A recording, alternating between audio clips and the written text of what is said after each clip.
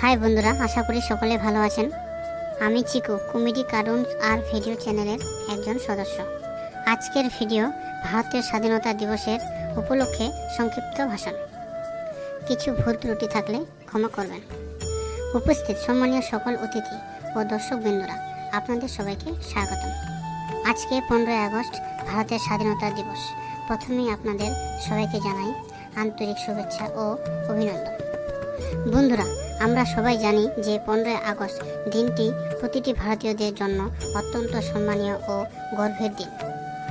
1947 সালে এই দিনে ভারত ব্রিটিশ শাসন থেকে মুক্তি হয় এবং স্বাধীনতা লাভ করে। স্বাধীনতা দিবস হলো ভারতীয় প্রজন্মের একটি জাতীয় দিবস।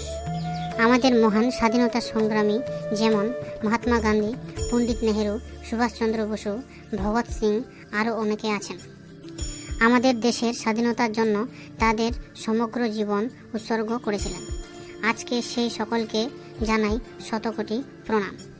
আমাদের দেশে প্রতিটি প্রান্তে স্বাধীনতা দিবস পালিত হয়, তাই এই বিশেষ দিনে সারা ভারতে জাতীয় পতাকা উত্তোলন ও সাংস্কৃতিক অনুষ্ঠান আয়োজন করা হয়। তাই সকল বন্ধুদের বলছি, সবাই বাড়ি বাড়ি ভারতীয় জাতীয় পতাকা উত্তোলন করুন, কেননা আজকে আমাদের আনন্দের দিন। এই দিনে আমাদের ভারতবর্ষ স্বাধীন হয়েছিল বলেই শান্তিতে আমরা বসবাস করছি।